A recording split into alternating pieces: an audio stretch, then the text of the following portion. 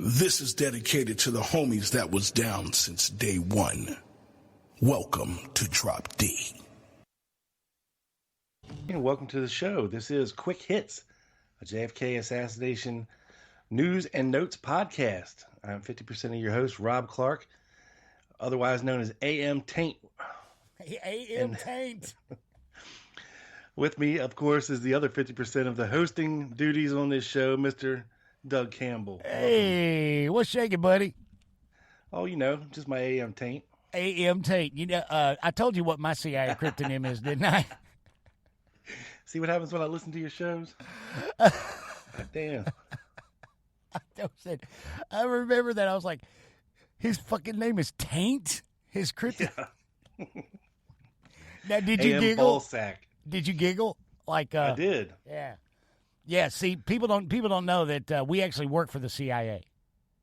That's right. That's right. Our cryptonym is ZR Magnum Dong. That's what our cryptonym is. So how you doing, man? Oh, I'm fantastic. Are you ready, my friend, to distribute some real, honest, objective, forward-moving and forward-thinking assassination research and study? The kind that hasn't been in a state of arrested development since 1998? Yes, very much so. Yeah, very much so. Me yeah. too. Also, guys, Rob and I are proud to announce our all-new Quick Hits pro-Russia propaganda-free guarantee. That's right. That's right. Vladimir Putin has no fucking friends here. Make no mistake. Go elsewhere for that bullshit. So, without further delay, Rob, you know what we have, dude? What's that, oh my goodness. We have big news in the world of JFK assassination research this week. We got a special report.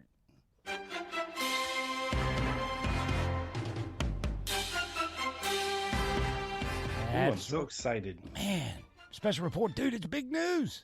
It's big news. Big news. Guys, this. Oh, I hit the pop shield. Damn. From the Chicago Sun-Times this past Tuesday, April 26th, 2022, Washington, D.C. is the dateline, Rob. President Joe Biden on Tuesday pardoned. Presidential pardon for friend of the assassination research community, Abraham Bolden, dude. What do you think about that? Bravo, bravo. It's long overdue, for sure. And I'm glad it happened while he's still alive. Amen to that. At a time, bravo. Dude, at a time when interest is cresting again in the subject. Exactly. You know, I'm glad it's good to see that Joe Biden finally did something right in his term. So far, will he remember doing he was it? able to say Abraham Bolden correctly. So. Like tomorrow's Sunday, the Sunday after, will he remember doing it? No. He probably didn't remember five minutes after. You think he thought he was signing an autograph for Abraham Lincoln? Probably. He's like, who the hell is this guy? Who's this guy again? Oh, my goodness. We're awful. We're horrible. Says here, the Chicago man who was the first black Secret Service agent to serve on a White House detail who maintained charges against him that led to prison time were trumped up. Bolden, quote, has steadfastly maintained his innocence, arguing that he was targeted for prosecution in retaliation for exposing unprofessional and racist behavior within the U.S. Secret Service, the White House said in announcing Biden's clemency action. Says here, Rob, Chicago Sun-Times columnist Mary Mitchell made the case for a pardon in a January column headlined, "It's long past due to finally clear the first White House black Secret Service agent's name." He complained, Mitchell wrote, about agents drinking on the job and showing up unfit for duty, and after he threatened to reveal the agency's shortcomings in protecting the president. That's Kennedy. He was charged with bribery in a case involving a counterfeiting defendant. I didn't know he was tried twice for that. That was news to me, Rob. Yeah, I didn't either. Now, according to Jim Mars's awesome book, when you know which one I'm talking about, Crossfire, I want to read everybody a little bit of what Mr. Mars wrote about Mr. Bolden. Mr. Mars wrote, one of the strangest stories to come out of the Secret Service at this time, however, concerned the first black man to serve on the Secret Service's White House detail. Abraham Bolden was personally selected by Kennedy, apparently in an attempt to integrate the previously all-white Secret Service detail.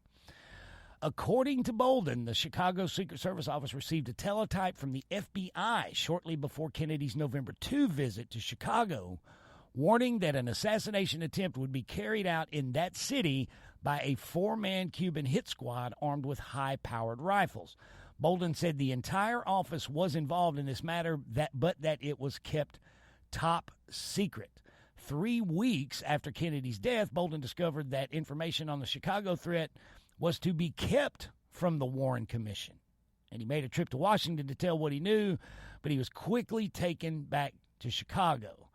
And about his bribery charges, it says here, brought to trial, Bolden was convicted of accepting a bribe even after one of the 2 counterfeiters admitted perjury. So I think he ended up doing, 6 years, I guess, in prison. But that's big news, man. That's good news. That is nice to hear. Yep. Good to hear that finally Abraham Bolden's name has been cleared. Cleared, baby. Exonerated. There you go. So congratulations to Mr. Bolden, who has long been not only an ally of the research community, but somewhat of a folk hero to folks like us as well. So way to go, Mr. Bolden. A very nice human being. Yep, 100%. Friends with him on Facebook, and he always manages to wish you a happy birthday on your birthday. So God bless Mr. Bolden, and many more years, sir. And, man, I don't even do that with my family. The birthday thing. So, yeah, he way nicer than I am. Way to go, Mr. Bolden. Good to hear, buddy. That's right. All right, so that ends our special report, Rob. You're up next, homie. What you got? What you been looking into? Buddy. All kinds of crap. Well, I got some quick hits for you. Literal. Quick hits. Let's do it. All right, so I was combing some archives. I believe it was the Weisberger. We love archive. That place. Yes. And I came across something from researcher Gary Muir from back in 1968. And he put together a little report for, I don't know who it was for. Might have been for Harold Weisberg for all I know. But what it is, or it might have been for Garrison actually. But he made a map. And the map showed 6 areas in which the arrest of 11 individuals other than Lee Harvey Oswald would take place between approximately 12:18 and 1 p.m. November 22nd, 1963. Now, Doug, did you know there was 11 other people arrested during that time other than Lee Harvey Oswald? In Dallas in that 42-minute span. No, I did not. Yeah, crazy, huh? He goes on to say the names of 4 of these individuals are known, the rest remain unknown. Details of the arrests are laid out in the following pages. So, let's have a look-see. Let's check it out, man. I can't wait. All right, from position A on the map, which relates to the Dow Tex building, Doug. Now, through the years, we've known about Jim Braden, being arrested in the Dow Tex building. He's listed here as a white male, age 48, from Beverly Hills, California. Braden claims he was trying to get a cab on Elm Street shortly after the shooting occurred. He then entered the Dow Tex building and attempted to use a phone on the 3rd floor, but found it was out of order. Upon returning to the ground floor, Braden was reported to the police as a stranger in the building. He was taken by the arresting officer, name unknown, to the sheriff's office where he was, quote, interrogated by the officer's superior. The approximate time of arrest was 1 p.m., and Deputy C.L. Lewis states that Braden had been in town only 2 days and was in the Dow Tex building when the shooting occurred. Okay? Yep. We're all familiar with Mr. Braden. Yep. Next up, we have Larry Florer, who we're familiar with. He was a white male, age 23, from Dallas, Texas. He was arrested by officers Denham and Trantham after using the telephone on the 3rd floor of the Dow Tex building. Man, this telephone on the 3rd floor of the Dow Tex building got some use that day, I tell you. That was a popular spot. It must have Yeah, been a it was a well-known hotspot. payphone. Right. Yeah. He was detained for, quote, behaving in a suspicious manner. Florer was frisked outside the Dowtex building and taken to the sheriff's office. Approximate time, 12:50 p.m. And this entire incident was recorded on film by photographers William Allen and James Murray. Because we have pictures of Larry Florer. We even have pictures of Jim Braden. Um, Now, this next fellow, I have never heard of before, Doug. Okay. Okay. I am all ears, sir. William Sharp, Not familiar. as in sharpshooter. um, he's listed as a white male, okay, no age. Uh, he was arrested in the Dowtex building at 12:45 p.m. without, quote, without a good excuse. Sharp had been detained by an unknown number of uniformed Dallas officers. James Lavelle then took charge of Sharp and took him to the sheriff's office. Okay. Now you have my attention. Yeah. What happened next to Sharp is unknown. No records exist. Totally white. We don't know. We don't have an arrest record. We don't have fingerprint card, anything. Any information on the individual, nothing. But he was arrested, not just detained. Yeah, by our buddy old Jim Lavelle, Yeah. who was handcuffed to Lee Harvey Oswald when Jack Ruby shot him. That guy. Yeah, it sounds like a case of maybe, well, let that guy go. We got our guy. Yeah. Yeah. And then number 4, the arrest of a fourth man outside of the Dowtex building was recorded on film by amateur photographer Phil Willis. The man has not been identified as any of the previously mentioned 3. Now, what I believe this is, and I think I've seen the picture, he's an older gentleman in what looks to be like a really nice dark-colored corduroy suit that's a little too big for him. But You know what? I think I do remember that. Kind of put you in mind of some of the what we call the 3 tramps there. A little. Yeah, but this guy he looked like he had a little money. And he was looked to be in his late 50s, early 60s. So that's from position A, which was the Dowtex building. Now, position B was Elm and Houston on the corner, okay? Professional photographers Jack Beers, Dallas Morning News, and William Allen of the Dallas Times-Herald recorded the arrest and detention of 2 men at Elm and Houston near the TSBD. Doug? That's right in the hot zone, homie. Yes, sir. And get this. The men, 1 Negro and 1 Cuban, are shown being arrested by the Dallas police. They are then led away from the TSBD by the police and put in a police car. Okay? I'll be damned. Now, what I thought this was going to be, you know how we've seen Bonnie Ray Williams, Danny Arce, and what was Oswald's supervisor? Bill Shelley. Bill Shelley. Remember Yeah. they got arrested and put in a car and taken away, and we got pictures of that? Yep. Well, this isn't that, because we'll get to that in a minute. Okay. Okay? This is a This is different, something separate different. incident. Separate incident. So whoever this Negro and this Cuban are, we have no idea. All right? So from position C, which was the railroad tracks north of the schoolbook depository, at 1:08 p.m., shortly after the description of the suspect was broadcast over police radio, Patrolman Barnhart reported having apprehended a suspect fitting the description. Barnhart had the man cornered at the end of Law Street, a dead-end street near the railroad tracks. The man was drunk and taken in at 1:15 p.m. I believe the man was probably one Lonnie Ray Wright, a white male and a 3-time loser, whatever that means. I think that means been in prison 3 times.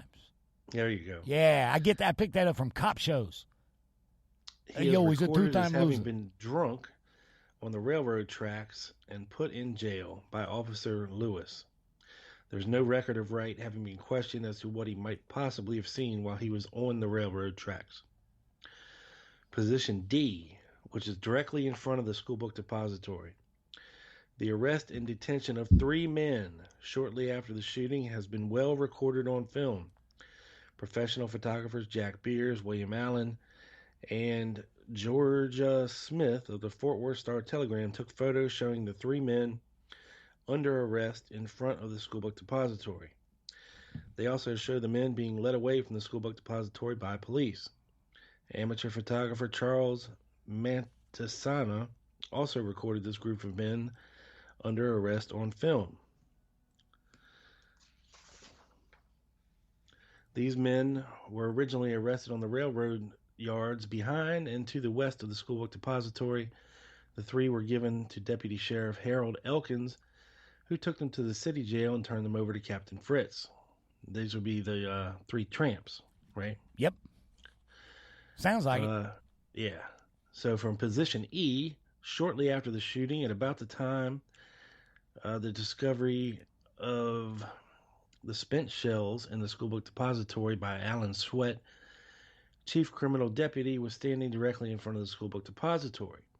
A Dallas police officer brought a boy in a sport coat up to Sweat and proclaimed, "Here is the man that had done the shooting." Officers began to question the man immediately, and the crowd became aroused. Not sexually, but just aroused. Is this a new story to you? It is. Yeah, me too. Yeah. I think I would have heard about it before, if the entire crowd had boners. Well, or seriously though, if it was one of those mob type things, like that's the guy that did it, and a bunch of people kind of gathered around the dude, then you would think we would know about this or have heard about it before. Well, yeah, it's weird.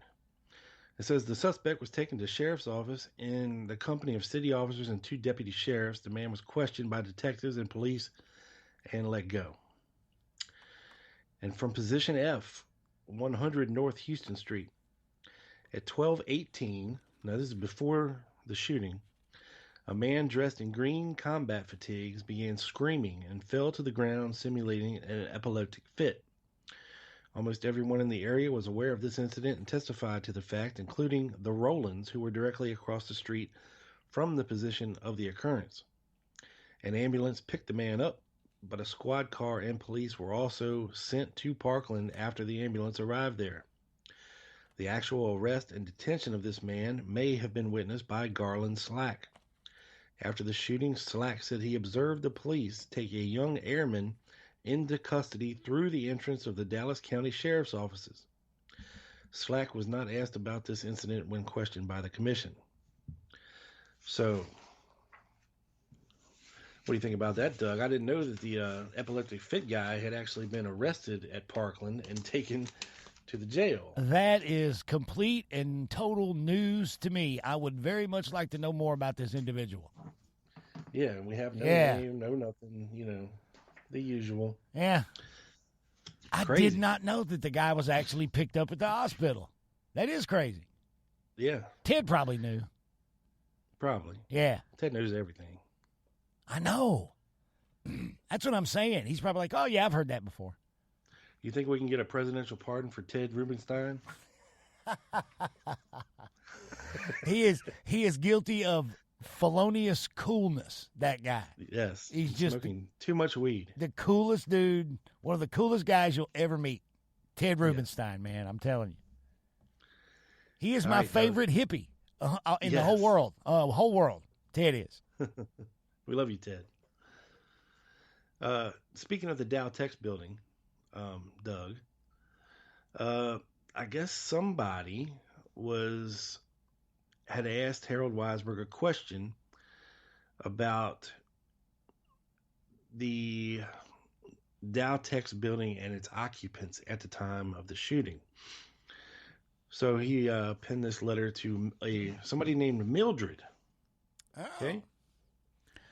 Dear Mildred, first, to answer your question about the building seen in photos to the right of this book depository, the most likely answer would be the Dow Tex Mart, which is immediately east of the depository and across Houston from it. And the New York Times edition of the Report of the Warren Commission, page 346, Exhibit 876, is a photo taken from the direction of the overpass, which shows the Dow Tex Mart to the right of the depository. This building apparently has manufacturers' showrooms from the garment industry in it. From the 1963 City Directory shows the second floor to be occupied by McKell Sportwear Incorporated, which is women's clothing. Other occupants of the building are listed as Stan Lee of Dallas, blouses, Mr. Eddie, whatever the hell that is. Hey, man, that McKinney, is it McKinney Sportswear? McKell. Man, I think that's the company. I did a show on the Dallas Action a while back about 3 ladies, employees, who were in one of those parking lots adjacent to the railroad yard, you know, and a lot of employees of that company use that parking lot. Oh, yeah. And they were funny you mentioned that. Well, these ladies saw 2 guys taking a rifle out of the trunk of a blue 56 or 57 Buick before the assassination. And the reason they were like parked like in the middle of the 1-lane exit, you know, from the parking lot, and the older guy was handing the younger guy a rifle, and they don't know where the younger guy went with it. And actually, I think I ran across that in the Weisberg archives too. But yeah, they worked for that sporting goods company. But I'm sorry, go ahead, man. Yeah. So there was somebody called Mr. Eddie in there, a Miller Randazzo, which we'll talk more about here in a second. Edward Berry, Jennifer Juniors, which of course Abraham Zapruder worked for. The Maryland Belt Manufacturing Company. But the 5th floor of the Dowtex building is listed as vacant. Douglas. Vacant. I'll let you use your own imagination with that comment there. So nobody's on the 5th floor.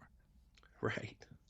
And how many windows did the Dowtex building have that faced Dealey Plaza in the direction of where the president was hit with bullets? Yeah, quite a few. On the 5th floor? Yeah. Quite a few. You know, I read this crazy book one time that I thought was going to be a good book. It was a fiction thing about the assassination. Can't even remember who wrote it. But the whole plot was that the shooter was a retired sniper who was in a wheelchair. And he was on the floor of the Dowtex, but he was like, he was actually handicapped in a wheelchair. But he was like back, like way back from the window, you know, when he fired, because he could get way back from the window and still have a good trajectory. And it turned out to be a pretty ignorant book, pretty damn stupid. I don't know who wrote it. Can't remember. But, yeah, he was that reminded me of that. But, yeah, that whole 5th floor. And our alleged sniper, our Patsy, he was on the 6th floor of the TS. That's pretty close, you know. Yeah. And we've got a lot of reports of people on the 5th floor in the other corner of the depository. So they're kind of right there on the same elevation. Yes. Yeah. And then I came across a FBI document dated March 27th, 1967. Mr. Milton Hallmark of Dallas, Texas, reported telephonically to the Dallas FBI office on March the 11th, 67, that his mother, Mrs. Ruth Hallmark, who resides with him at the aforementioned address, possessed pertinent information on the above captioned matter, which is the assassination of President John Fitzgerald Kennedy. Mr. Hallmark stated that his mother had formerly worked in the building across the street from the schoolbook depository building. And he said that in the past he had heard his mother make the statement that she had seen Lee Harvey Oswald and Jack Ruby together in the building in which she had been employed the day before the assassination on November the 21st, 1963. Ruby and Oswald together in the Dowtex.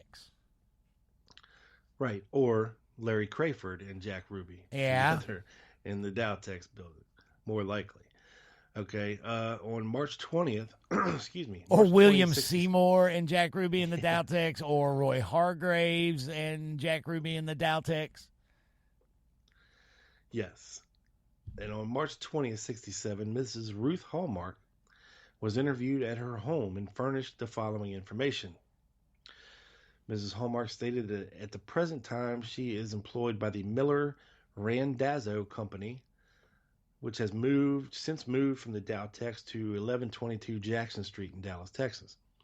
She stated on November the 21st she was employed by the same company in the old John Deere building at 501 Elm Street, which is, of course, the Dowtex building directly across Houston Street from the School Book Depository. She stated she recalled that the day before the assassination, on November the 21st, 1963, 4 men, Doug. Four, all strangers to her, and none of whom were employees of the Miller Randazzo Company, which is located, guess where? Dowtex, Yeah, but where in the Dowtex? 5th floor. Nope. Dang it. It has a very popular telephone. 3rd floor. Okay. Yes. Yeah. Yes. And none of them who were employees of the Miller Randazzo Company came to the 3rd floor office of this company. She stated that these men were not together, okay, but all 4 arrived at different times during the day.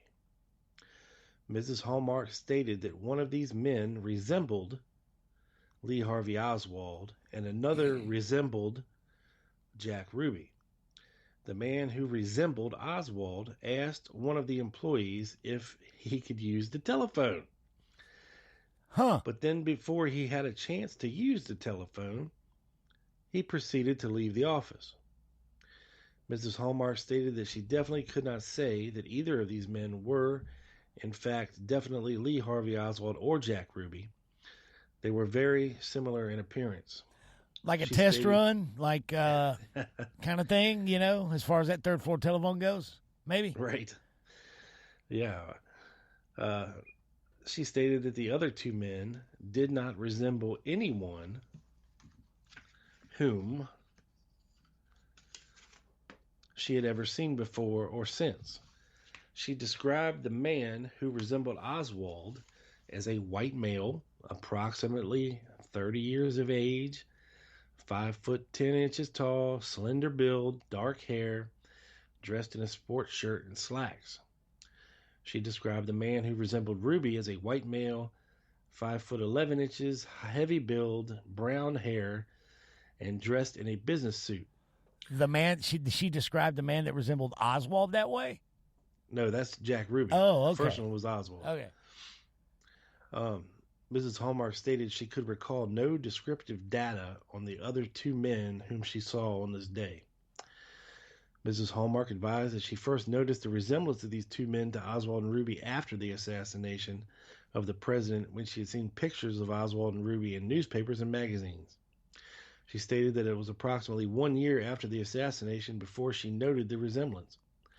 She stated she never reported her feelings on this matter to anyone because she felt very uncertain about this. So, Mrs. Hallmark advised at the time of the assassination, okay? Yeah. On November the 22nd, 1963, she was looking out of the 3rd floor window of her office to watch the motorcade pass by. And after the presidential motorcade passed by her window and had also proceeded past the book depository, she heard 3 shots. She stated that she immediately knew that these were gunshots and not backfires. On hearing the first shot, she stated she looked up toward the school book depository and saw a cloud of smoke in the area of one of the upper windows of this building. She stated she saw no persons inside the building in the area of this smoke. Mrs. Hallmark added that the window she was looking out of faced Elm Street, and it was necessary for her to push her body very far out the window to see what she did. She said after the first gunshot, there was a lapse of time, and then there were 2 additional gunshots, one right after the other. Boom, boom, boom. She knew President Kennedy had been hit by one of the bullets as she saw blood, and she also saw Governor Connolly slump over into the seat of the automobile.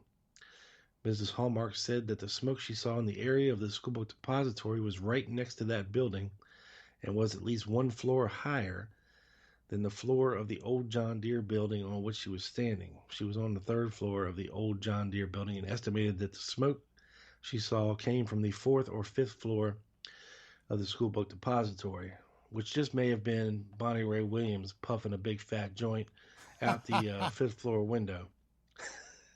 Very well could have been. Could have been. Could have been. At this point in the interview, Mrs. Hallmark's son, Milton, came into the room and interrupted to tell the interviewing agent that approximately 3 to 4 evenings ago, he telephoned the office of the district attorney in New Orleans to report to that office the fact that his mother had stated she had seen Lee Harvey Oswald and Jack Ruby together on the day before the assassination of President Kennedy. Yeah. He stated that the DA of New Orleans was not in this office at the time, and a woman who stated she was the DA's secretary made note of his information and advised him their office would be in touch with him on this matter. So, yeah. And he never heard anything back, I guess. Yes, I don't know. It's not in this report. And of course, at the very bottom of this document, it says this document contains neither recommendations nor conclusions of the FBI. It is the property of the FBI and is loaned to your agency, the CIA, and it and its contents are not to be distributed outside your agency. Item is restricted. Oh, wow. So that was information they were sharing with the agency. Yes. Huh. That's interesting. Yes. Wow, boy, the Dowtex was a busy place. Was Grand Central fucking Station in the moments after the assassination and before, it seems like. Certainly sounds like it. Yeah, man. But that's what I got for this section, Doug. Well, why leave the Weisberg archives, Rob? Why even leave? Let's just stay there. What do you think? Hey, I would live there if I could. Well, we're going to stay put, dude, right there. Are you familiar with an organization / place that existed in Dallas, Texas in the 80s and 90s called the Assassination Information Center? I am. It was ran by the good Lawrence Howard, right? That's right, Larry Howard. It was. Yes. It was, absolutely. This entity was established and administered by none other than Gary Shaw. And there's an evil Larry Howard and a good Larry Howard. Yes, guys, There's Larry M. Howard, the good guy, the researcher, and of course there's Lawrence John Howard, JFK assassination suspect, anti-Castro paramilitary operative, and in my opinion, and I think Rob's, probably very definitely, realistically, maybe, possibly a shooter. Yes. Yeah. But this place was opened in '89. Mr. Howard was a well-known researcher and was a very big part of Oliver Stone's film JFK. Mr. Howard was also a very active proponent of the allegation of the involvement in the conspiracy of one Roscoe White. Oh, yes. Now, Us Magazine... Oh, you going to say... Well, I'm sorry, Rob. I cut you off. Oh, no. I was just... saying old Roscoe White. Yeah, I was looking at some stuff about old Roscoe not too long ago. Well, yeah, man, I'm not on the Roscoe White train myself so much. Oh, I'm not either. I just think I enjoy reading about it. Oh yeah, I'd come across some things from that the HSCA was actually looking into about Roscoe White and his wife. Geneva Dees, because of course he was dead by the time of the HSCA, but yeah, they had heard the rumors, and that's where they got the third backyard photo from. So he was definitely pocketing some shit from the Dallas police for sure. He had a connection to the case somewhere if he had that backyard photo. whether it was like it could, whether connection to the case, or like you say, he just maybe kept a souvenir. Well, he worked in the photography department. Yeah, because he was hired actually by the DPD, and I think 1963 in October. So he had just gotten out of the academy, and because I remember this because of course he served with Oswald over in Japan. So it is confirmed that they were together, served together, and were in the same unit and all that stuff. Well, I don't know if they were in the same unit, but they definitely were on the same boat. That's interesting. And they were definitely over there at the same time. Yeah. And they came in, on the Dallas, quote, scene at the same time. Oswald pops back up, gets a job at the School Book Depository in October. He officially joins the Dallas police in the middle of October. And, just odd little coincidences here and there. Well, Mr. Howard, the good Howard, he was a huge proponent, at least at first. If I'm not mistaken, he might have soured on Ricky White a little bit toward the end there. But he was a big part of Oliver Stone's movie, JFK. And what I have here, hang on, I'm looking at some notes. Boop, boop, boop. During the time of Oliver Stone's movie when it first came out, Us Magazine published a little biography thing on Mr. Howard in its February 1992 issue titled Mr. Conspiracy. I want to read a little bit of this to you, Mr. Rob, if I may, sir. Yes, proceed. It says here, a little free advertising never hurt. At the JFK Assassination Center in Dallas, Texas, photos of director Oliver Stone and Kevin Costner hang prominently on the walls. They compete only with the purple and black T-shirts that read JFK, an Oliver Stone film. It says here, Kevin Costner has been to the center many times. Oliver Stone, too, says its president, Larry Howard, who founded the center 2.5 years ago, it certainly has magnetized people here. In the beginning, however, it was Stone who was magnetized by Howard. During the summer of 1990, when the Academy Award-winning director was researching his controversial new film, JFK, he received a fax from Howard that read, "We have uncovered the real truth behind the assassination." Shortly thereafter, Howard, an ex-contractor, had a check from Stone for $80,000 and was named the director's advisor. We furnished Oliver Stone with over 400 photographs pertaining to the assassination, 20 videotapes, and 23 different witnesses, including Maria Oswald Porter. Add to that cornucopia the rifle that allegedly killed Kennedy, the name of the person alleged to have eliminated top witnesses, and the creme de la creme. Now remember, he allegedly provided Stone with this. A note supposedly from a former president congratulating the assassin on a job well done. What? What? Okay. Anybody out there got a lead on this? I want to see it. Former president. Yeah, the creme de la creme. Le croissant. Le croissant. A note supposedly from a former president congratulating the assassin on a job well done. What do you think about that, Rob? Are they talking about Johnson, I wonder, or Nixon? Who knows? I don't know. I've never heard of this. Yeah, me either. It says here, many would be leery, but Stone was convinced. I try not to deal in theory, says Howard. I deal in the factual evidence that we have. That's interesting. This note, dude, I want to see it. Guys, I want to see it. Now, as part of Mr. Howard's operation, Rob, there at the Assassination Information Center was a newsletter that was published for a time called Dateline Dallas. Have you ever heard of that? I have, yeah. Oh, cool. And it is this publication's first issue, dude, Volume 1, Issue 1 from the spring of 1992 that we are concerned with today. Now, the article that I'm going to read from is on page 6 of this issue, which can be found in the Larry Howard file of the Weisberg Archive. Boom. Now, this came to my attention via a recent topic thread, Mr. Rob, at the Education Forum, a topic thread posted by a member there, a fellow by the name of Greg Doudna, on April 16th of this year. His thread is titled, "The Timing and Content of the, quote, we both know who was responsible phone call of Ruth and Michael Payne."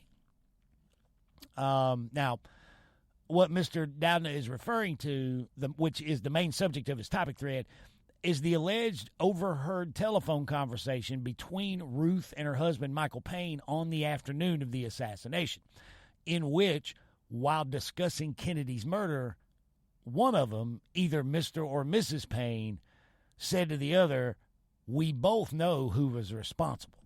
Now, you're familiar with that, I know. Oh, yeah. Now, what do you think about that call?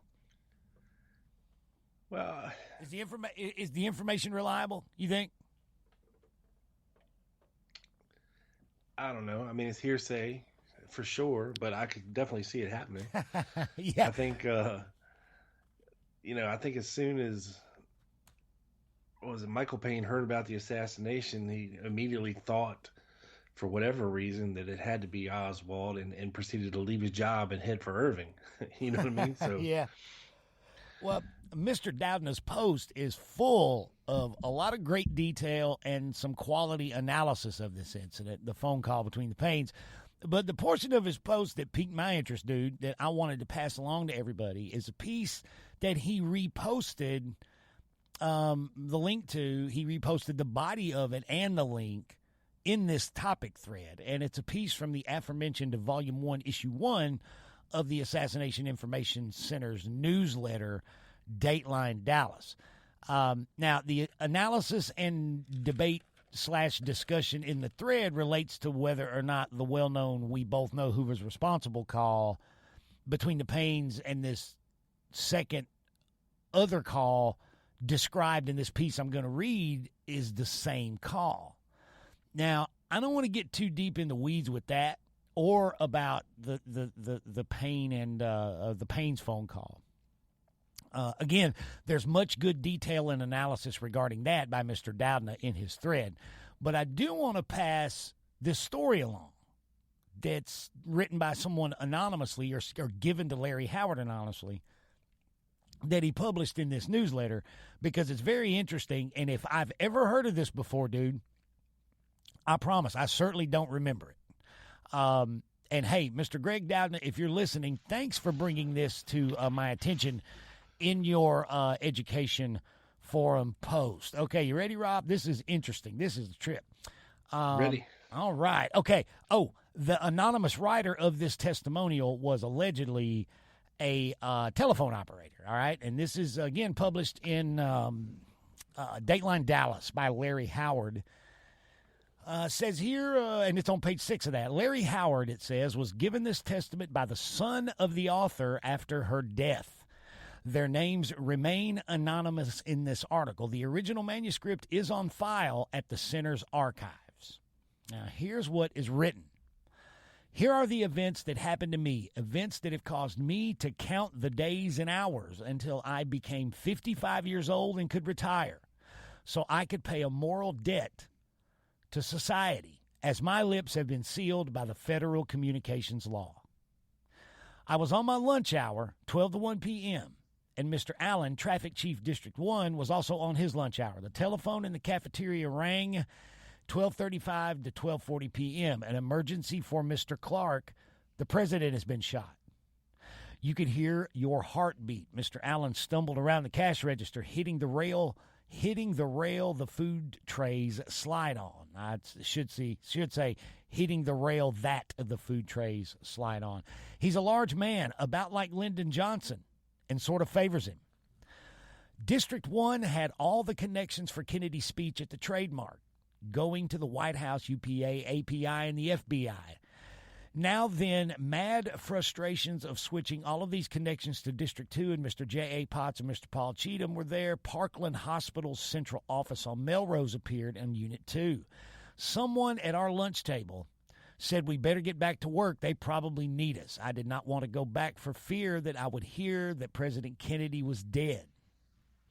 I got up to go back to work about 12:50. The switchboard was lit up like a Christmas tree.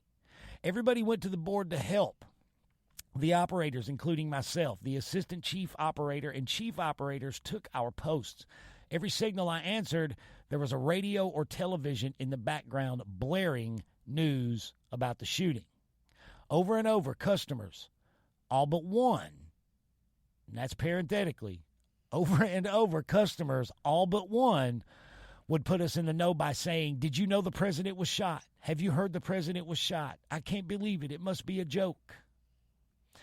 Then I picked up an Irving signal, Blackburn Exchange, about or near 2 p.m. The radio or TV was very loud. A woman placed a call to North Richland Hills, which is a fringe office of Fort Worth. I gave her the area code, dialed the number on the direct Fort Worth circuit, and asked for her number. She evidently did not hear me, for the radio was announcing the news. The number in Fort Worth answered. Again, I asked for the number. The Irving customer said, "Just a minute." I thought she was talking to me, so I waited. When she returned to the phone, approximately 5 to 10 seconds later, she blurted out, "Will Lee get the bonus loot?" A man at the Fort Worth number said, "Why are you calling me? And don't mention my name on the phone. Kennedy has to be dead for him to get the bonus." He is dead, the Irving customer said. They've just announced it on the radio. I closed the key, stunned. I do have a witness to this whom I did not report because I will not involve an innocent person. I then made a call back to check on the Irving number for the correct charge. I monitored the connection again, not believing my ears. "Don't you call here again. You will be contacted. They are not suspicious of him. No." That's what she heard when she went back in. I closed the key and reported the call to the assistant chief operator. Later, I was relieved of the position and told that Mr. Anderson wanted to see me. He was behind me and walked to the district office. He had the toll ticket in his hand and told me I might be questioned by the FBI. I told him I didn't care if I lost my job because I loved President Kennedy. Reaching the district office, Mr. Potts was at his desk. His head was lowered like he was writing. Mr. Cheatham interviewed me, and all I told him were the exact words of the conversation.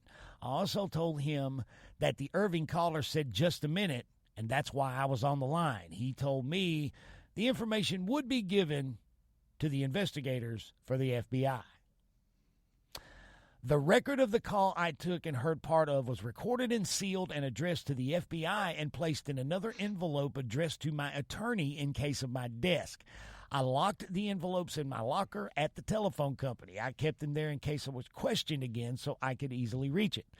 I talked with a priest, Father Huber, who administered the rite of absolution to President Kennedy. I told him I had information, but he did not say that I had a moral obligation to society when I could talk. My attorney, same thing. The telephone company, the FBI, nor the Warren Commission have contacted me. I have kept this information inside of me. The first week of July 65, I was on vacation. Returning to work, I had occasion to go to my locker. Then I needed some training material, opened the locker, and it was empty. Guess what she had in there, Rob? I don't know. She had copies of all the information that she was going to give the FBI eventually. Somebody got in her locker. Envelopes. Yeah. Yep. Snatched it. Gone. Huh. Yep. Anyway, she complained, and they apparently reimbursed her with a check for her personal belongings that were stolen. I talked with Mr. Smith and asked him how to get duplicates of the material I had for the FBI. He said that the information was given to the telephone company's attorney or special agents, but the FBI had never asked for any information concerning President Kennedy's death, and none was volunteered. That I find hard to believe. Yeah. Yeah. That they never had any kind of liaison with the telephone company. I think we know that's bullshit, right? Well, yeah. Yeah. But anyway, her attorney advised her to write it all down longhand to be opened upon her death. And at that point, it was given to Mr. Howard, who published it. So that's pretty much the crux of her allegation or story. Will Lee get the bonus loot?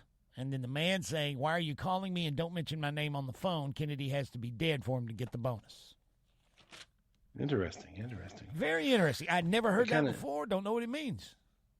Well, it kind of ties in with this thing that I've seen resurface recently, this document that J. Edgar Hoover wrote to the Honorable J. Lee Rankin of the Warren Commission on October the 23rd, 1964, Doug. It goes blah, blah, blah, in reference to your letter, blah, blah, blah. I'll skip to the juicy part here.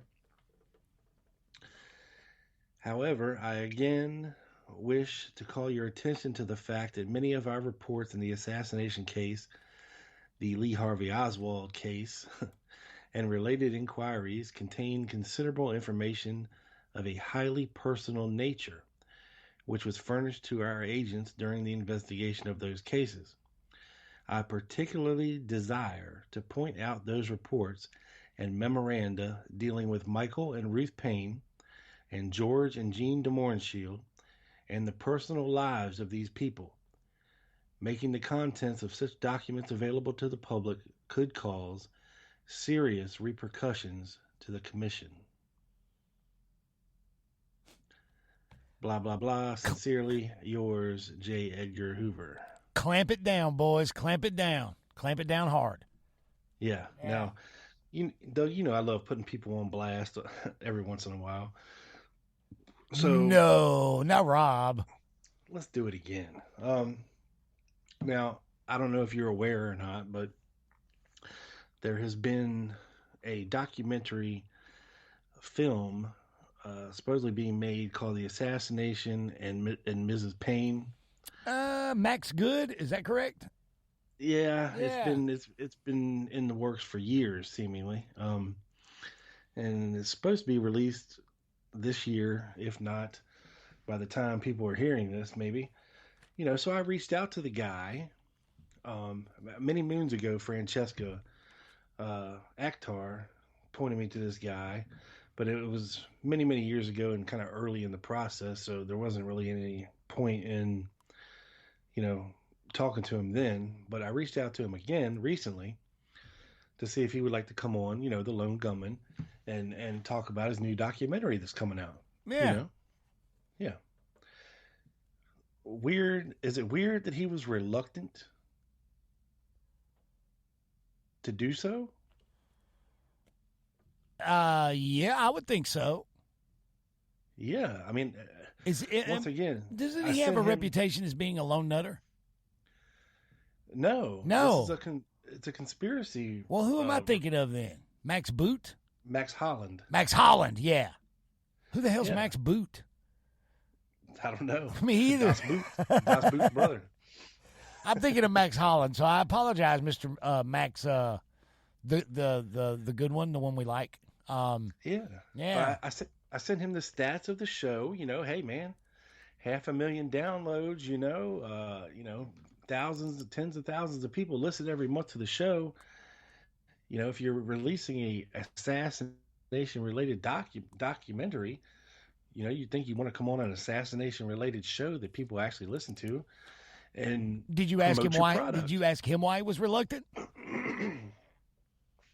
Well, no. It was kind of he kept asking questions. And I said, look, here's all the stats you need to know. If you want people to watch your documentary, come on the show and promote it. Real simple. I promise I will get you more downloads or whatever you're looking for. More eyes on your movie. Hell yeah! Or better yet, dude, take an hour and listen to this episode right here. Here's a link. Yeah, I was like, all I ask is that you send me a link so I can watch the movie before we actually talk, so we can have an intelligent conversation about things. So you don't do that whole thing where you go, okay, tell us about your movie, and then this host doesn't say another word, and, for an hour. You got to do the fucking heavy lifting, people. You got to do the pre-production. You got to prepare. Yes. Yeah. Those awkward silences are golden. Yeah. Or when the guest stops talking and then the guest realizes, oh shit, I have to keep talking. you know, 'cause this guy's not going to say nothing. Not until it's time to sign off. He ain't gonna say shit. Well, okay then.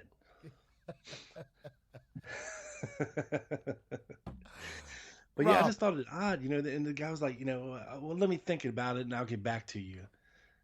And then nothing.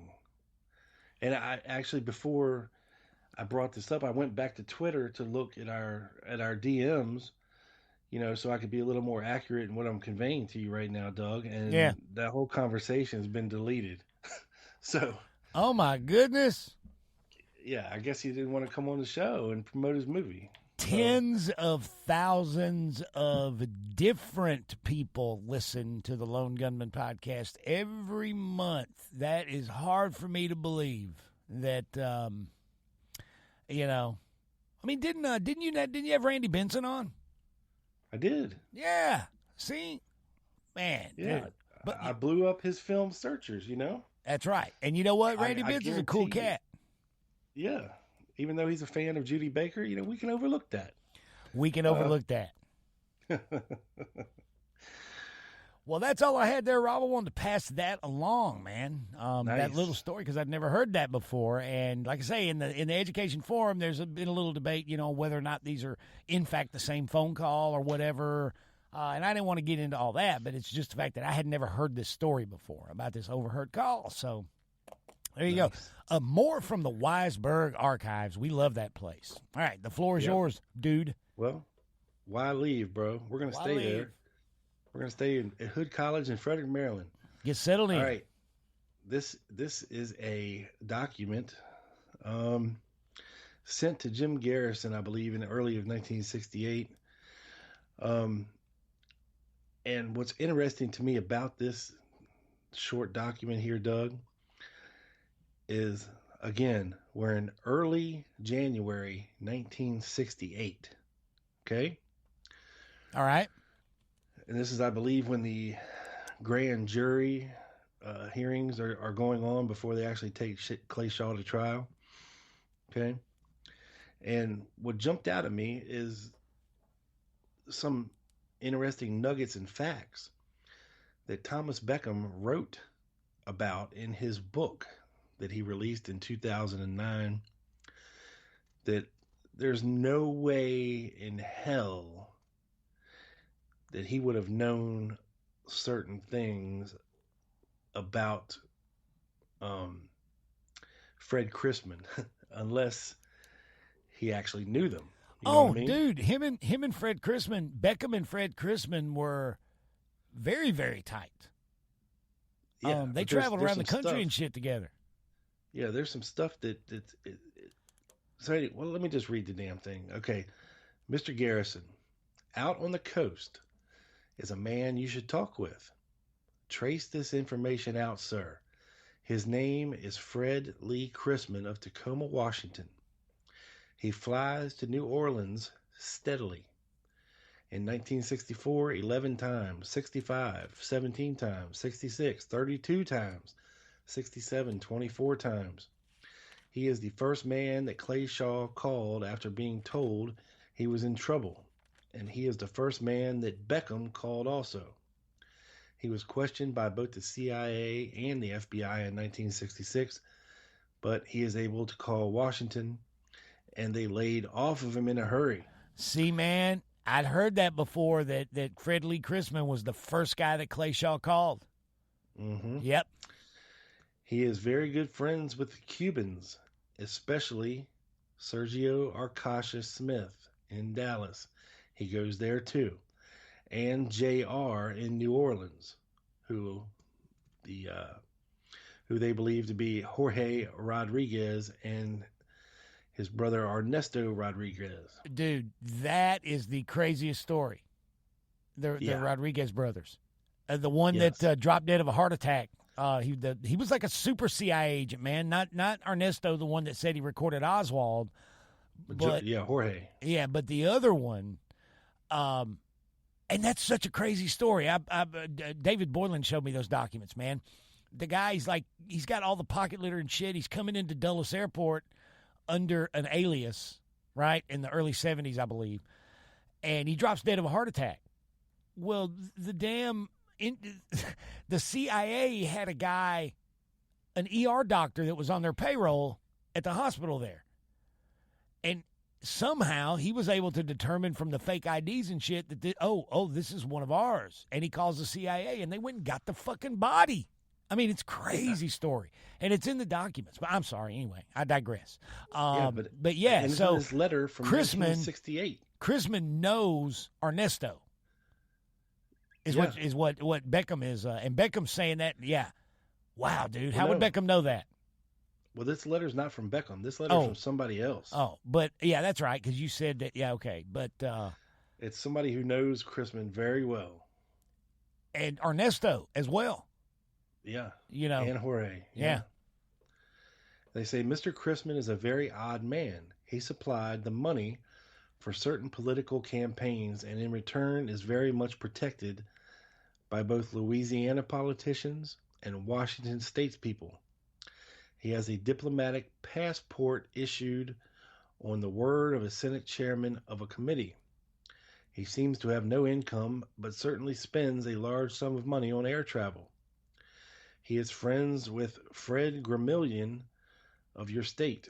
His private office has an unlisted number, which they give, and it is the meeting place for many odd characters from Cubans to political figures.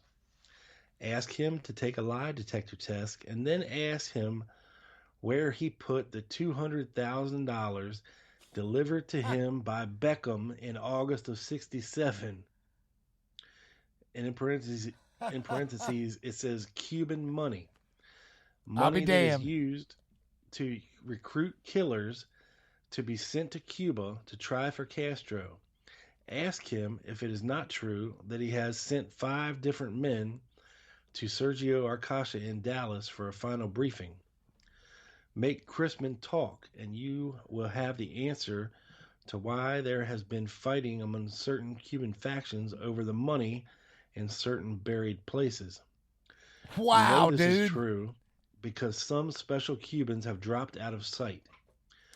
Dropped in parentheses Torpedo Junction, whatever the hell that is. It says Chrisman is also a skilled pilot. You know what that sounds like to me? Huh. A place in the ocean where they put people. Right. Sir. Yeah, I think you're right. Dude, like the story I told on the last Dallas action about Echevarria tossing 2 people out of an airplane. Yeah, they landed in Torpedo Junction. Fucking Torpedo Junction, dude. That's right. It says, Chrisman is also a skilled pilot. He is the man that through Beckham and Sergio Arcacha paid off certain people. Is it not odd that he is a friend of Clay's as well as Beckham's? Is it not strange that he knew Tippett? Chrisman knew Tippett. Just ask Chrisman certain questions under a lie detector and see what the answers are. He is the one that something Mark Evans to hide out in Iowa and not to go to New Orleans. Mark Evans was Beckham's stage name when he was a honky-tonk singer. Yeah. Yeah. And not to make any statement about money or anything. Have an investigator check out the amount of long-distance calls that Beckham Evans has made to Chrisman in the past year and the wild places Chrisman calls. He is leaving for something in January. Keep digging, Jim. You have some old fish on the run. I'll be damned. So Torpedo Junction. That's that. It's funny that checks a lot of boxes. That $200,000 mentioned in this letter. Yeah, is also mentioned in Beckham's book. Remember, he said they delivered it on the tarmac somewhere in Florida to, um, I want to say it was Rolando Cubella. Really? I think who was the in the Cuban president in exile. Oh, no. Manuel Artime, or oh shit, how many of them claimed to be the Cuban president in exile at the same time? Yeah, I think it Lots was of one of them. them. Yeah. Who they delivered this. Cubella was the guy in Castro's government who was A.M. Lash that they gave the poison ink pen to in Paris on the 22nd. So yeah, sometimes the Cuban names get mixed up in my head. I know there was Yeah, I just several thought guys. there was an interesting correlation there because that money amount comes up in Beckham's book, and how the hell would he know this unless he saw this obscure uh, Garrison document from 1968, which there's no chance that Beckham would have ever seen this document. I can't imagine Thomas Beckham trolling around in the Weisberg Archive. No, No, or the National Archives. No. That guy was something else. Yeah. Yeah, man. Another thing I got here, last thing I got before we can get into other things, Doug, I came across some files from the 112th. Oh, that's always fun. 112th Army Intelligence out of Texas. A focal point of JFK assassination research for a couple of decades, several decades, long time. Yeah. I find it very odd, some of the information that they knew so early in the game here. I got a DOJ FBI memorandum from San Antonio, Texas, November 22nd, 1963. Get this. At 3:15 p.m., Doug. Yeah. On November 22nd, Lieutenant Colonel Robert E. Jones, operations officer of the 112th in San Antonio, advised that through news broadcasts, they had learned that Lee Harvey Oswald had been arrested after killing a police officer in a theater, and that Oswald was a suspect in President Kennedy's death. Yeah. Jones stated Oswald reportedly is married to a Russian woman and has traveled extensively in Russia. When arrested today in Dallas, according to information Colonel Jones has, Oswald was carrying a selective service card bearing the name of Alex Heidel. Jones stated that INCT records here reflect reference to an A.J. Heidel who reportedly had been distributing hands-off Cuba literature. The records of the Corpus Christi INCT group contain the following newspaper articles. From 1959, entitled Ex-Marine Defects to Russia, Texan asks Russia to become citizen. Moscow Associated Press, an ex-Marine from Texas told the United States Embassy Saturday he was applying for Soviet citizenship. I have made up my mind, I'm through, said Lee Harvey Oswald of Fort Worth, Texas, slapping his passport on the desk. Then it goes on to say Oswald is the third person in recent months to apply for Soviet citizenship upon arriving in Moscow. It just goes on and on and on. Yeah, that's a long document. Yeah, it just goes on and on about all this other stuff that they had, that they had known about Oswald. But some of the odd documents, or some of the odd things that I see here, it says Oswald said he joined the Marine Corps at the age of 17 because he felt he could not get a job and because he wanted to relieve the financial burden of his family. Weird. Yeah. And then there's another quote from Oswald saying, I saved my money, $15,000, to come to the Soviet Union and thought of nothing else. When I left America, it was like getting out of prison. $15,000. Well, you know, it took some money to do. I don't know if it took 15 G's. I mean, hell, nowadays you can get to Russia for less than 15 G's, I would think, if you wanted to. Well, no, that's just what Oswald said. That's how much Oswald said that he saved. He said, I saved my money, $15,000, to come to the Soviet Union and thought of nothing else. How the fuck did he get $15,000? That's a lot of money in 1960, 1959, 60, 61, dude. That's a lot of money. If he had saved every penny that he'd ever earned in his life up to that point, it wouldn't even sniff $15,000. I don't know. I wonder what the annual salary for a Marine was in 1958, 59. I don't think it was 15 G's. It's probably $5,000. Maybe. I doubt it. Yeah. Oh man, I don't even know. Hey, I've got an assistant over here today. Maybe they could Google that for me. Hey. Yeah. Hey, Google United States Marine Corps enlisted salary 1959. Of a private.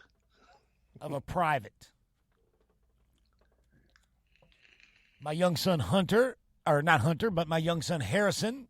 My man Harrison is here today, hanging with us. Producer Harrison. He's over there in the booth, actually, hanging out, chilling.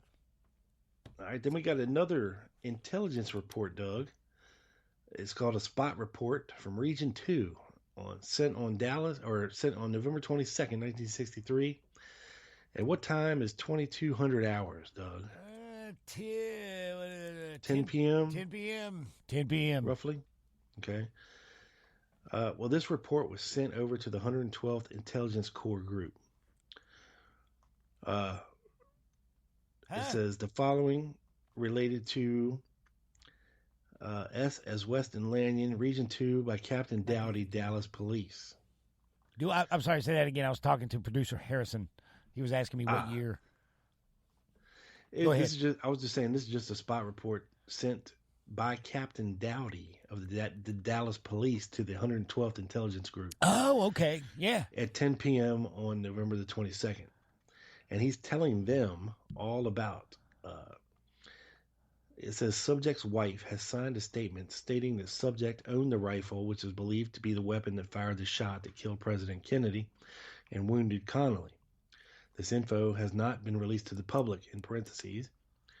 The rifle was manufactured in Italy in 1940, 6.5 millimeter. The police have interviewed a witness who stated that a man fitting subject's description in the company of another man was observed by this witness on 20 November 63. This is 2 days before the assassination, Doug, in the immediate vicinity of the place where President Kennedy was killed. These men were observed sighting a rifle at 2 silhouette targets. When the police arrived on the scene, they realized that they were actually in the direct line of sight, so attempted to approach the men by circling around to their rear, or what we call flanking them. When the 2 officers arrived at the spot where the men were last observed, the men had already disappeared. The witness further stated that he saw an old model car parked in the vicinity of where the 2 men were observed with the rifle. The description of the car fits the description of the car that subject was driving. Huh. Oh, really? Okay. Subject was driving a car? Yeah. Witness believes there was a man sitting in the car. This info has not been released to the public, again in parentheses. The slugs that killed President Kennedy and wounded Governor Connally have not been recovered as of yet. I'll be damned. This is at 10 p.m. Yep, Captain Dowdy of the Dallas Police is giving his superiors at the 112th Army Intelligence a spot report. And at 10 p.m., we got no bullets. Right. I don't think that's what the official story tells us, Rob. Well, I don't know. I mean, he's given them a lot of information that has not been released to the public yet. I know, but no slugs at 10 p.m.? There's slugs at 10 p.m., buddy. And then we have another one, Doug. And this is also from November the 22nd, 1963. This one was received at 17:30 hours, which would be about 5:30 p.m. Okay? Yeah. And this comes from Assistant Police Chief Don Stringfellow of the Intelligence Section, Dallas Police Department. Oh, that guy. Notified Region 2 that Oswald had confessed to the shooting of President Kennedy and police officer Tippit. Complete bullshit. Complete bullshit. The only additional information they have obtained from Oswald at this time is that he defected to Cuba in 1959 and that he is a card-carrying member of the Communist Party. Which is even more bullshit. Chief Lumpkin of the Dallas Police Department and of Army Intelligence Reserves requested Region 2 assist then in obtaining a Russian linguist. Chief Lumpkin did not say that subject's wife was in custody of police, but it is known that subject is married to a Russian girl. Through reserve officer contacts of Region 2, a Russian linguist was obtained. The linguist is redacted, an employee of an oil company in Dallas. It is not known if blank is presently at the Dallas police station. No record files, something Karmantova. I don't know what the hell that says. But yeah, that's it for that one. So we've got members of the DPD sending intelligence reports to the 112th Intelligence Group the day of the assassination and giving them some information and some total bullshit information. Dude, we know that the DPD was completely infested with United States Army Intelligence Reservists. Oh, yeah. You know, Lumpkin, deputy chief, he was the district co-commander. You know, Janaway was Stringfellow, Dowdy. I mean, all these guys. You can't throw a rock at a group of 100 cops from back then in Dallas and not hit a couple of Army Intelligence Reservists. I mean, true. Isn't Colonel Robert Jones? Wasn't he caught inside the school book depository? No, that was James Powell. Who was an Army Intelligence agent. He just happened to be standing on the corner, according to Dr. Walt Brown, that when Lumpkin and Janaway came around with what they called the pilot car of the motorcade, they actually stopped on the corner and talked to Powell for a second. And then they went on, you know. Gotcha. And then suddenly, shots fired, everybody's running crazy. He runs in the depository, and then the only reason we know he was in there is because the cops stopped him and he had to show ID. I'm Army Intelligence. Army Intelligence guys literally got caught in the damn building. Think about that. They led the parade, dude. They literally, like the Pied Piper, led Kennedy into the kill zone. Yeah, in the pilot picture car. Of the school book depository at the closest time of the shooting comes from Powell. Yep. So they were trying to catch, I guess, Oswald or somebody in that window shooting. And he was a plainclothes agent, intelligence agent. Yes. Yeah. Yes. There's so much there with the 112th. It's just every time I can deep dive and you feel like you're just scratching the surface, or not even doing that, So, Rob. Yes, sir. You man the old email account there. We're about 2 weeks late, so I imagine your sack is bulging. Actually, quite the contrary, Doug. I'm a little disappointed. So we have less emails from our regular emailers? Yes, but I have some supplemental emails from the Lone Gunman account. Oh, okay. That are actually directed. Some of them are directed straight to you. So. Oh, am I going to start using bad words and profanity? No. Okay, good. Yeah, good. Well, you might. We'll see. Oh, whoa, fun. Now that my son's here with me, yay. He's over there giving me the thumbs up. So is it time for that the sack? Is it time to rub and open the sack, Rob? Yes, AM Taint is ready. AM Taint is ready, ladies and gentlemen. It's the email segment. Oh, yes, wait a minute, Mr. Postman. Emails. Go ahead, Mr. Rob. All right, Doug. As you know, I do a show called the Lone Gunman Podcast, right? Yes, you do. Quarterly. And since we don't have a lot of quick hits, you motherfucker. uh, since we don't have a lot of emails to read today from the quick hits account, I figured we'd scrape a couple up from the Lone Gunman pile that I never answer. Hey, as far as I can't tell you that I'm. You said you were a little disappointed in our quick hits emailers. Yeah. I don't know if I am. I think I may be a little proud of them, actually. All right, let's pluck a couple from the Lone Gunman sack. Okay, let's do it. Let's rub Rob's Lone Gunman sack. All right, is it a blue sack? It's lavender. Hey man, totally unrelated. I heard a guy say on a research podcast recently that discussing the JFK assassination, there's certainly no laughing matters involved. No reason to be laughing. Oh well, I don't know. Sorry, we're entertaining. Yeah, Excuse the fuck out of me. I'm not saying that was directed at us in a roundabout way. I'm not. I'm just saying that. You know, the fact that we have we're the only show that actually has fun doing a show about an assassination. Somebody doesn't like the fact that we enjoy this much.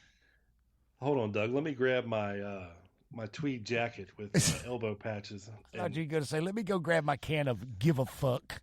Let me pull out my pipe here and. It's not what I'm pulling out. Well, yeah, it's not what you're putting in that pipe, huh? Not what I'm pulling out here, baby. Go ahead. Do your thing, all right, Rob. this comes from Joshua White. He says, once again, enjoying the podcast, Rob. I was thinking that maybe you can clarify. Was it investigated if Oswald's Coke was purchased from the TSB machine? And if so, there should have been change in the machine with his fingerprints on it, I would think. Was that ever checked? Thanks, Josh White. That's a hell of a good point. But I can almost guarantee nobody thought of that back then. Yeah, probably not. No. And, yeah, I mean, I would say 9 times out of, well, probably 99% chance that the Coke was purchased at the machine. I mean, it doesn't really matter where it came from. I doubt he brought it from home. He didn't leave to go buy it from a store. So it pretty much had to come from the machine. The question is when he actually bought it. Was it, 2 seconds before Marion Baker busted the door open? Or was it, 10 minutes before? Yeah, or that morning? Yeah. So that's the real question here that's impossible to answer. But good point, Joshua. Thank you for the email there. This one comes from, let's see here. This is, well, let's skip that one because it's a bit of I get some very rambling emails to the Lone Gunman podcast. Very incoherent and rambling. We get a few of those over here too. Yeah. But I get way more on the Lone Gunman. You should just do a whole email show on the Lone Gunman and only those. Oh my God. I actually want people to listen, Doug. Damn. I know. Quarterly. All right. This one comes from our buddy Kate. And why she didn't send this to Quick Hits, I don't know. But she says, hey, Rob, hope you're well. I am well, Kate. I am still alive despite not having put out an episode of the Lone Gunman podcast in over 4 months. Yeah, but who's counting? Yeah. Well, you are. Yeah.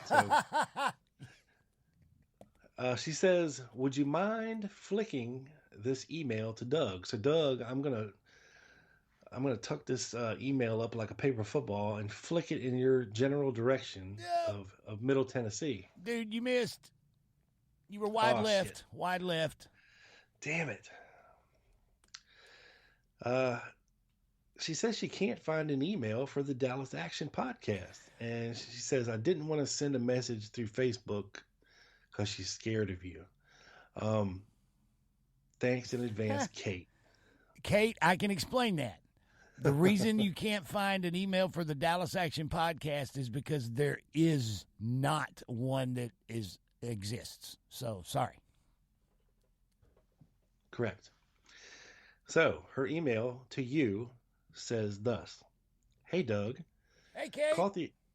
Caught the April 15th, 2022 episode of the Dallas Action Podcast this evening regarding the Jerry Hemming in Dallas issue. Something for your consideration, sir. The actor who played Lurch on The Addams Family was named Ted Cassidy. He started his career as a reporter for WFAA Radio, which was located on Young Street in Dallas. He was one of the first reporters on the scene, interviewing eyewitnesses after the shooting. I believe there is audio of Cassidy reporting from Dealey Plaza. Really? I'll be damned. Here's the thing, Doug. Goddamn Ted Cassidy was 6'9" tall. It is possible that the tall man seen walking on Acard may have been Ted Cassidy making his way back to the radio station. You know what? Yeah, it's right there in the same neighborhood. He may have had some equipment with him that was mistaken for a rifle, and that may account for the case the tall man was seen carrying. The witness you cited estimated the individual seen was around 6'5", which was Hemming's height. One thing's for sure, Cassidy was most probably the only 6'9" individual in Dallas that day, and being that he was seen up around Acard, which is in the general direction of Young Street, where the new radio station was located, it is more than likely it was Ted Cassidy rather than a shooter, Hemming or otherwise, roaming around with a rifle case. Well, it makes sense that Cassidy would, prior to the assassination, be out on the street, because here comes the presidential motorcade. He's a reporter. Yeah. Yeah. Huh. She says, if you do a search on YouTube, I think you might be able to find audio of Cassidy reporting from Dealey Plaza. Just something to think about. Cheers, Kate. Thank you so much, Kate, for that piece of info. Definitely worth consideration. Awesome. Yes, sir. All right, so we will... I'm trying to see if there's any more decent ones that we can...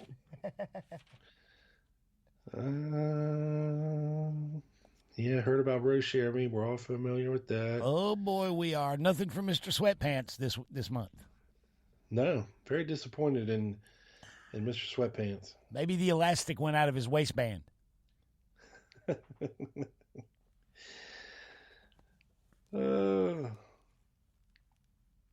Homosexual ties to the assassination. Okay, let's leave that there. We'll move on to the quick hits mailbag. The quick hit sack. It too is blue. Yes. All right, this comes from longtime listener Joshua Cawley. Hey, what's up, Mr. Joshua Cawley? He's been a long time listening to both shows, man. Yeah, he's been called one of them down since day one, motherfuckers, right here. Josh Cawley. Right. On a roll member. That's right. Dear Quick Hits, according to Doug Horn, Roy Truly was not on the SSA name list of persons paid by the School Book Depository during the fourth quarter of 1963, which is the time period of October through December of 1963. That would mean he's getting his money somewhere else. Any informed speculation on who might have been paying Mr. Truly during this period? Well, now, okay, I work at a business, right? But I'm actually work for a different, it's the same company, but my paychecks don't come from, it's hard to explain. It's like a holding thing. Maybe, I don't know. No, I guess the answer, Josh, was no. No informed speculation at all. I'm just thinking maybe it's a holding company and he works here for this company, but they're actually being paid by a different corporate entity that's part of the same thing. I don't know. Well, here's my theory, Doug. All right. Well, you know how the School Book Depository was a repository for for the entire state of Texas for their school books. Yeah. Okay. That Roy Truly was actually getting paid by them rather than the actual school book depository building. You understand what I'm saying? Like, Yep.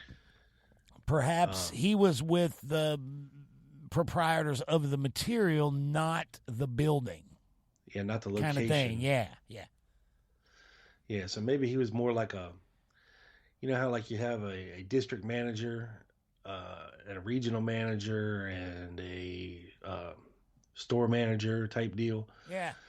You know, maybe the district manager's office is at one of the stores, and at that same location, you also have the store manager, but the district manager is getting paid by somebody other than the like the.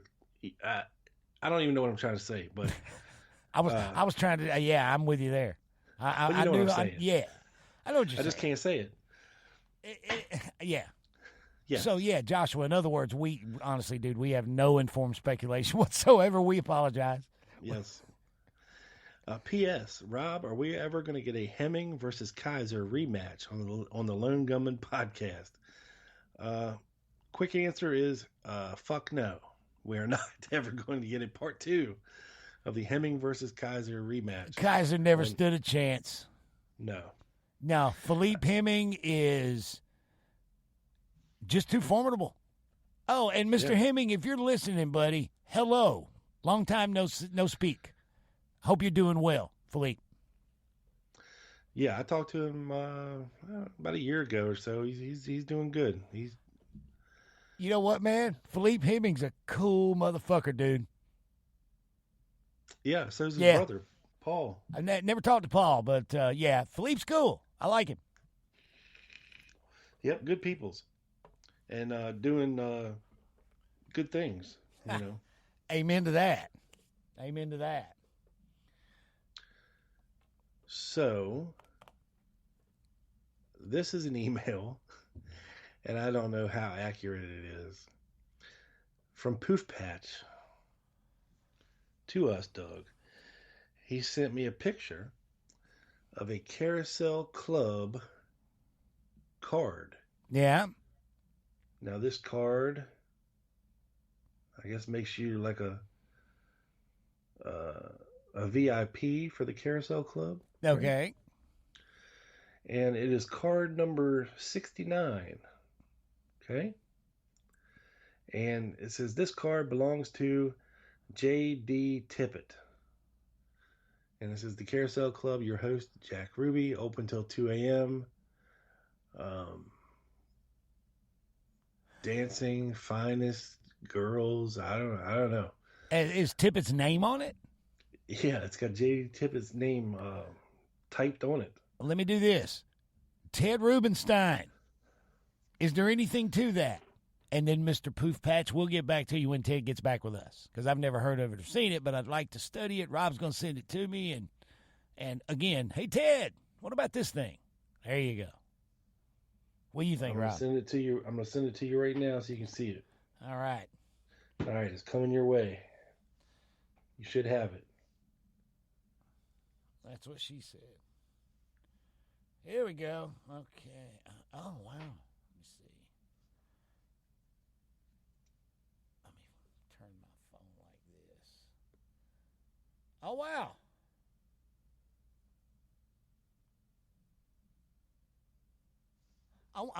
I'm like you. I wonder about the authenticity. So Poof Patch didn't give us any context. No. Hey, look at this. This was found. Yada yada. All that. Just hey, look at this. Pretty much. There was no text. It was just a picture of that. Well, let me be the first to say, wow, would you look at that? So, thank you, dude. We'll get Ted on that right away. Right, Ted? All right. Last one here, Doug, comes from Poof Patch as well. So props to Poof Patch for propagating the postal, I can't think of another P word for a letter. All right. It says, Doug. What? Oh, well, fuck me. Maybe later. Read the email first. Okay, Doug, concerning the shooter rifle bullet connection, either by a preponderance of the evidence or within reasonable doubt, the expert FBI agent who testified could not conclude that the bullet, rifle, and shooter were all connected. That's exactly right. I agree that the expert testimony from the FBI is in Oswald's favor. The agent could not say conclusively that the bullet came from the Carcano rifle that was purportedly found in the TSBD. You know what, man? I know parts of that document, parts of that testimony by heart. He says, what does he say? That there were significant differences in the lands and grooves on CE 399, the FBI test bullets from 1964, and the FBI test bullets from 1977. Right? He said significant differences. Now, if you know anything about ballistics, you know it's lands and grooves. That's what it is. Right?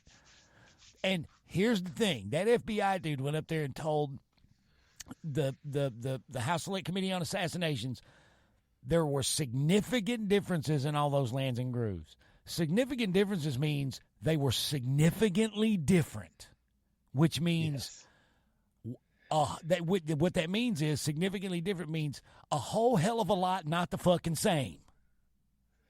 Right? Right. Right. And he also says that they cannot tie conclusively 399 to the Carcano to the exclusion of all other barrels. And that right there is the key damn phrase to me. Not only that, Doug, remember the document I brought up a couple shows ago? There was an FBI internal document about the metallurgy makeup of the the Walker bullet. You know, not being the same as the metallurgical makeup of the Carcano bullet. Totally different. Yeah. You know, we also have Walker saying, hey, that bullet y'all have in evidence is not the same one that was shot at me at. It's totally different. It did Blakey later on going, well, we were going on TV. We needed a bullet. We had this one. We used it. You know, kind of bullshit. Like, he knew it wasn't even the damn same or whatever. But or he says so, but I don't buy that either, you know? Right. Yeah. So he goes on, the agent could not conclude because the bullet that was in custody could have been fired from any number of rifles of a similar make and model. Right. However, by that same logic, the agent could not conclude that the bullet did not come from that rifle. So yes, Poof Patch, you are very astute. Yeah, but juries want to hear that they can prove it. Right. You know what I mean? That's like prove it. You can't ask anybody to prove a negative. I mean, you're not going to ask the FBI, we need you to prove that it was not fired from that. No. Well, can you prove that it was? Nope. In 1964, in a trial for Oswald, that would be huge fucking news.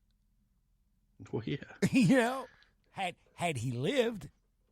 But that testimony is one of the bombshell things, I think, that we have out there. Totally. I mean, well, that's it for the emails. I told you it was pretty fucking disappointing, Doug. I'm very disappointed in our regular listeners. But if you folks would like to send an email and have it read and commented on the show by Doug and myself. We screen nothing prior. No, nothing. I don't even look at them until it's time to read them.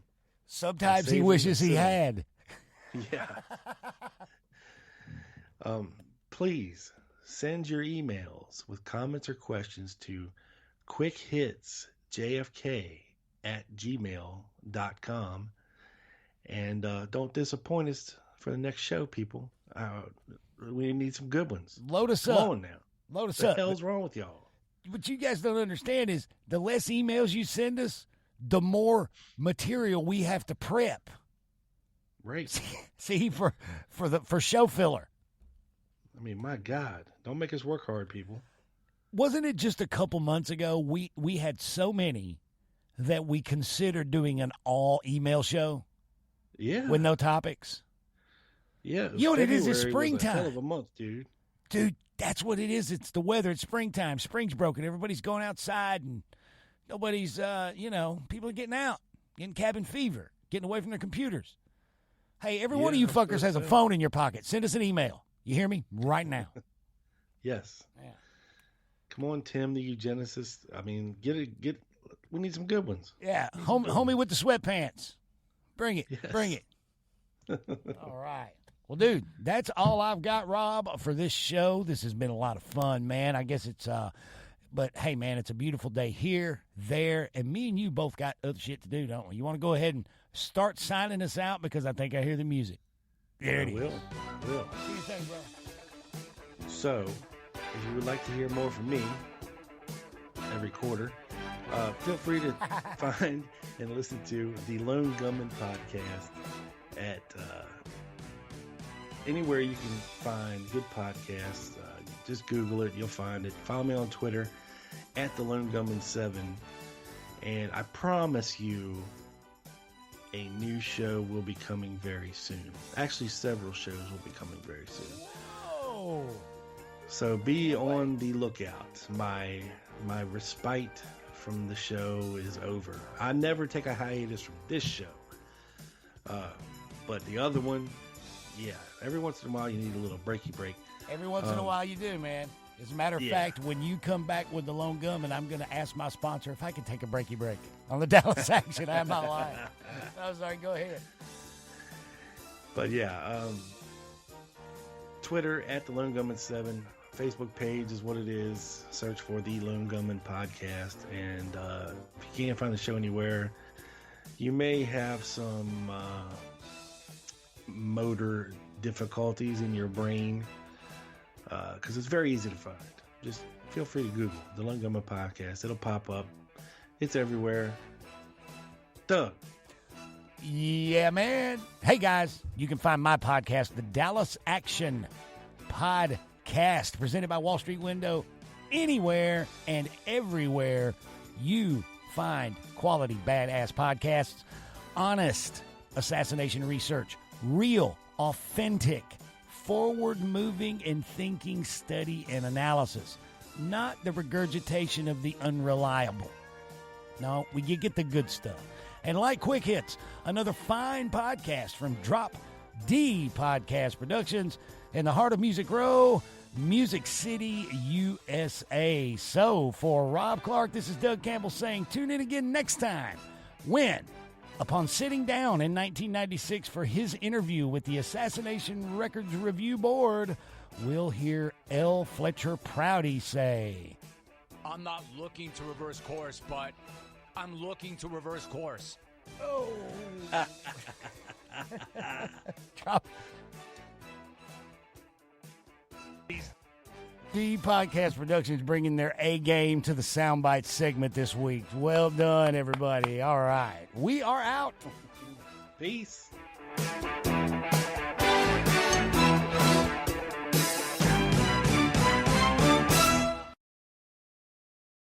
Le croissant.